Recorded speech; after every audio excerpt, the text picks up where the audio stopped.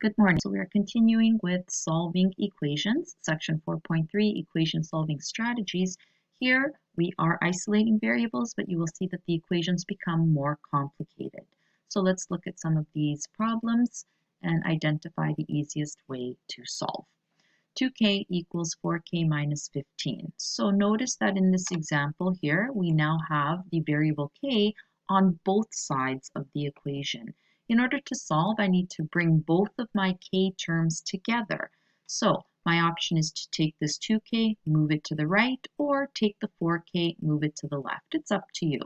I'm going to take the 4k and move it to the left just because the constant will be isolated. So when I move the 4k over, it's positive. When I move it over, it becomes negative. 2k minus 4k, that gives me negative 2k equals negative 15. Remember that negative is attached to the 15. Divide both sides by negative 2 to get rid of this number here. K equals negative 15 divided by negative 2. And we simplify that as k equals positive 15 over 2. And I leave it at that. You can write it out as a decimal. It's not necessary. I would prefer that you keep it as a reduced fraction, especially because a lot of times you can't express decimals, fractions as decimals if they are non-terminating. Okay. Example B.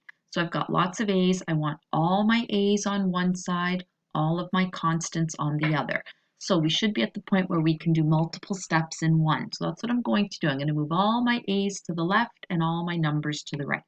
So on the left, I already have a plus 2a plus 3a. I'm going to take this 7a, move it over. When I move it over, it becomes minus 7a equals. This negative is attached to the 6, so I have negative 6 on the right-hand side.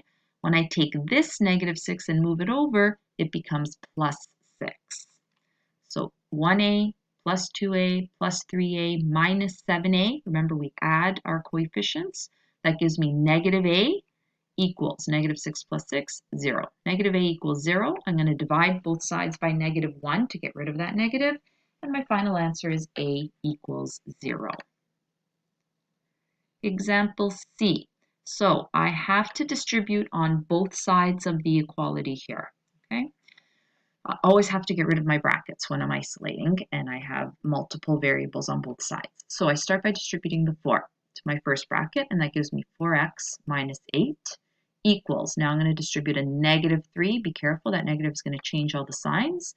So negative 6x minus 18.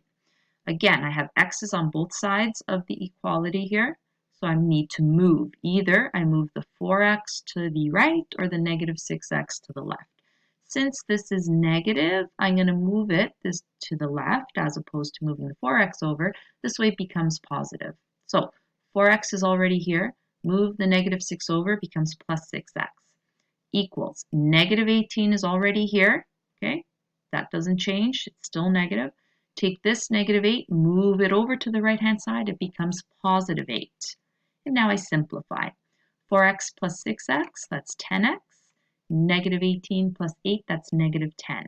So I need to get rid of this 10, so I divide both sides by 10, and we're left with x equals negative 1.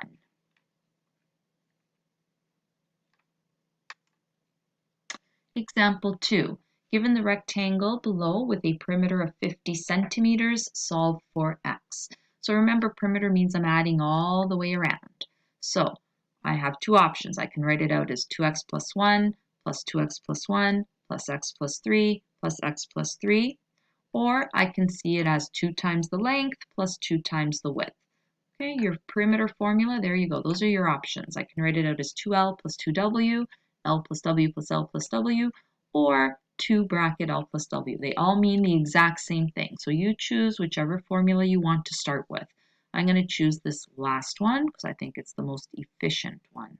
Okay, so 50, that's my perimeter, equals 2 times my length, x plus 3, plus my width, 2x plus 1.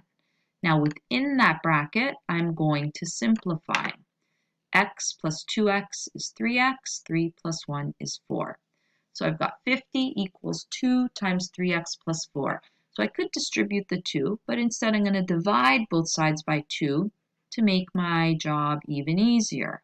smaller numbers to work with. So when I do that, I have 25 equals 3x plus 4. Notice there are no brackets anymore. Okay, the brackets serve a purpose here because there's a 2 in front, but once I divide it out, I don't need those brackets anymore.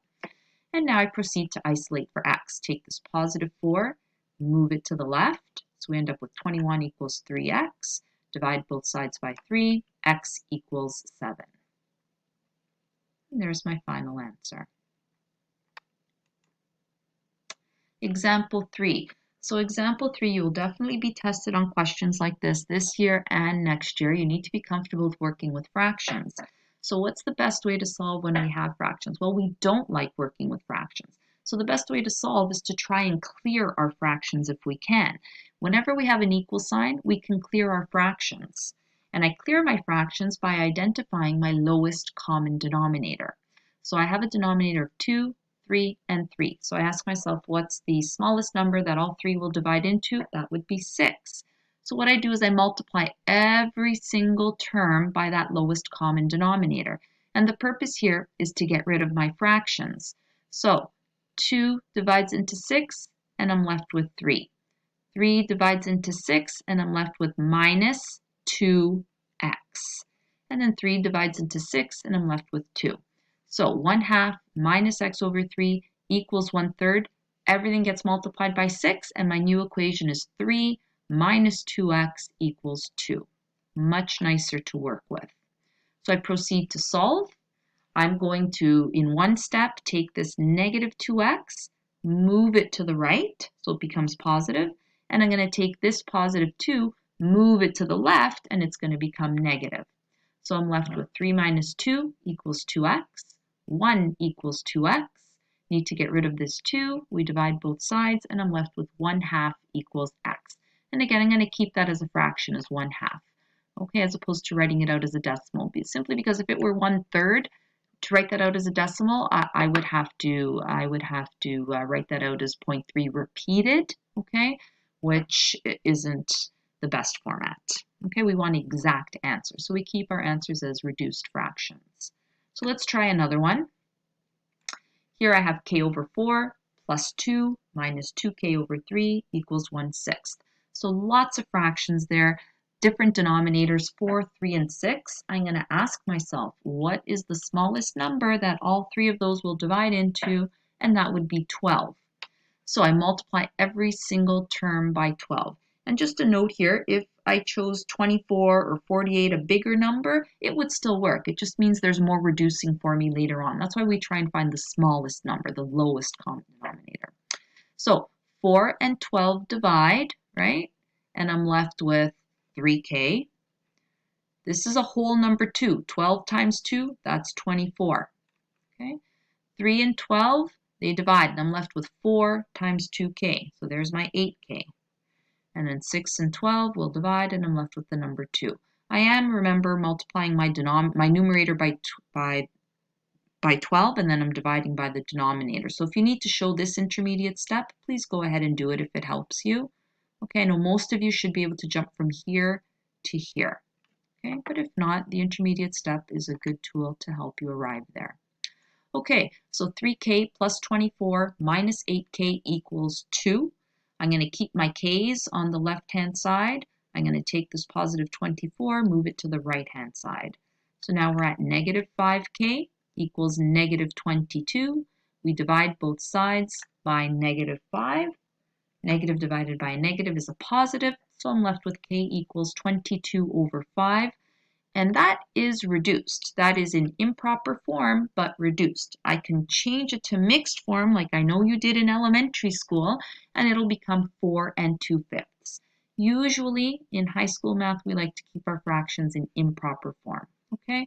But either one would be acceptable as long as, again, all your answers are always reduced. Example C. M minus 5 divided by 4 plus 1 equals 1/2. So again, fractions, so I need to find my lowest common denominator. That would be 4, excuse me. So when I multiply by 4, this entire term m minus 5 over 4. All of that gets multiplied by 4. So I have to imagine there are these brackets around that numerator there, okay? And then plus 1 times 4 equals 1/2 times 4. So I go ahead, and here it is so that you can see it. It's 4 times the entire numerator. I need those brackets there, okay? So my 4's will cancel, and I'm left with m minus 5. And at this point, I don't need the brackets anymore. 4 times 1 is 4, and 4 times 1/2, again, you can show this intermediate step if you need to, and we know that that equals 2. So I'm at m minus 5 plus 4 equals 2. I want the m all by itself, so I'm going to take this negative 5, move it over, it becomes positive. Take this positive 4, move it over, it becomes negative. And finally, m equals 3.